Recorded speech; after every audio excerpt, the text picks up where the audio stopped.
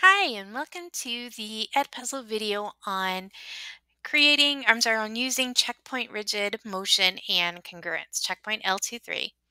So this checkpoint does a really good job of helping us practice another one of our test taking skills, which is crossing things off, crossing options off that you know can't be true. And that can help you figure out what is true. So let's look at the first step or first problem that I have here over in IXL. I have diagram A, B, C, and DEF here, these triangles. What is a good step for proving that the triangles are congruent? All right, well, like we used in our last school, our last tip was drawing things. So I'm going to draw things and mark up my diagram here to help me. I can tell ahead of time that A is congruent to B by the little angle marks. So if I'm writing a congruent statement, I can list those first, A and D. AC, so if I list C next, AC must be congruent to FD. So I can write that down, F. And AB must be congruent to DE. So A, B, first and third, must be congruent to DE, first and third. So that would be the correct congruent statement for these triangles. Again, just by matching up those corresponding parts and things that I already know are congruent. And if I look at these, notice it is the side angle side postulate. I see two matching corresponding sides that are congruent and the angle in between. So these triangles definitely are congruent.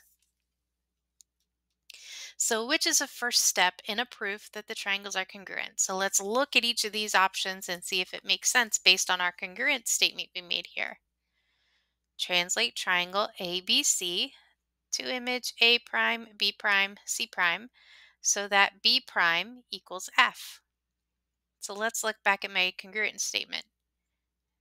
My angle B should be congruent to angle E.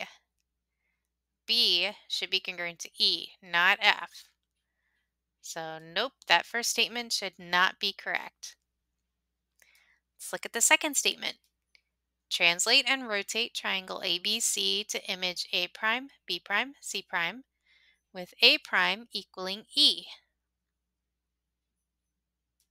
A prime should be equal to D. So I don't think the second one here is correct. Let's try the third option here.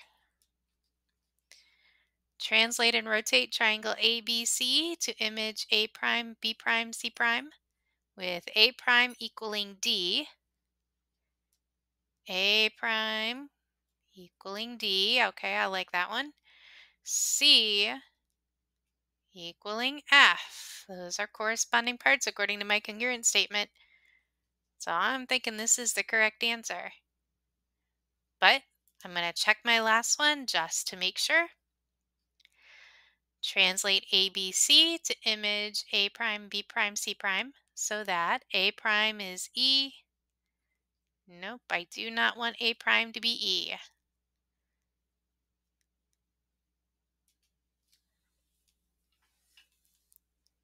So I'm thinking this third option is my only correct answer. Again, just based off of my congruent statement I made, looking at my image. So let's see if it's correct. Yay, go us. All right, whew. One down. Let's try another one here. Which of the following transformations will, when applied to a polygon on a coordinate plane, produce a congruent polygon? All right. So I'm talking about transformations here and polygons and congruent polygons. Well, remember, with our transformations, the only ones that create congruent ones are rigid transformations, which are translations, reflections, and rotations. Those are the only three that are going to create a congruent polygon. Remember, the other one, a dilation, is creating a similar figure. So let's look here. A rotation 180 degrees about the origin, followed by a translation 5 units to the left and 8 units down.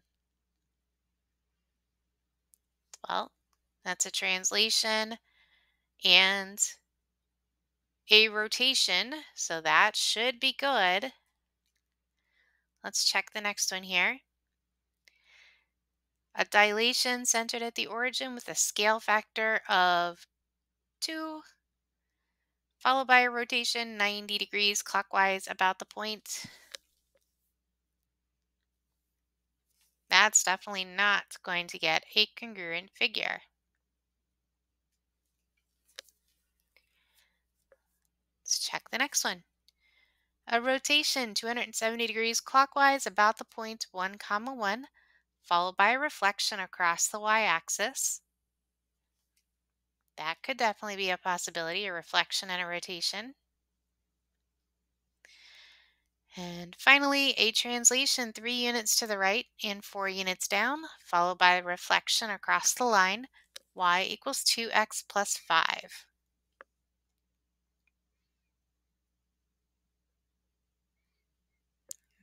That one would be a correct one as well. Let me look at the question again. Which of the following transformations will, when applied to any polygon on the coordinate plane, produce a congruent polygon? Okay, well, it says select all that apply, so I'm going to select these three. The only one that would not apply is the dilation one. Fingers crossed. Yay! All right, let's try one more here. Julia wants to prove that the angle side angle criterion is sufficient to show that triangle ABC is congruent to DEF. So notice we've got an angle, a side, and an angle, the side being in between. Julia starts by translating triangle ABC to get A prime, B prime, C prime, where A prime is D. So that's the new translated point. B prime is E. Finish explaining how Julia can show triangle ABC is congruent to DEF. All right, so we can reflect A prime, B prime, C prime across.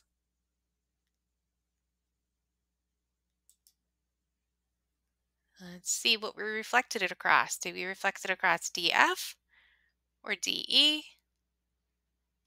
Correct answer is DE. We reflected it across DE here, where my A prime is D and my B prime is E.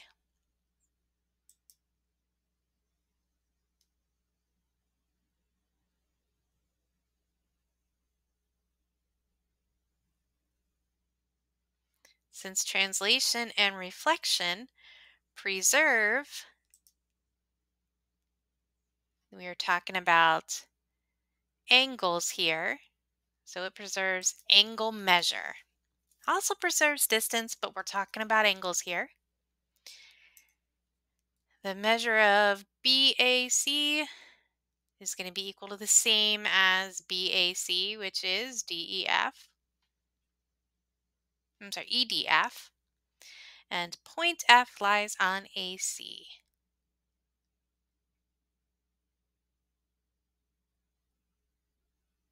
Similarly, point F lies on B prime, C prime.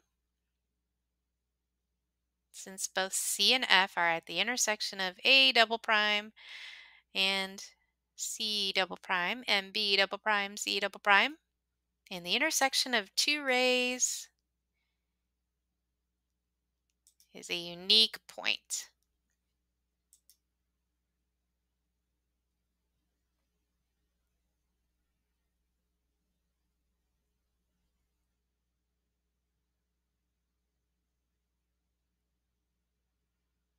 And we've got the point here.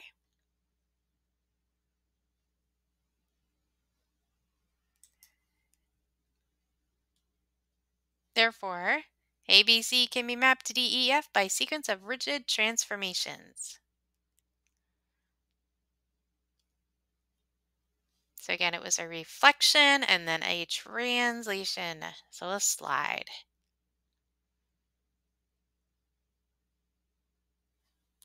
C should be equal to F. So let's see if I got it correct. Yay! All right. So again, use those techniques we've been talking about. Draw it up, mark it up, and also mark off the ones that you know are not correct. And hopefully this does help you with this checkpoint.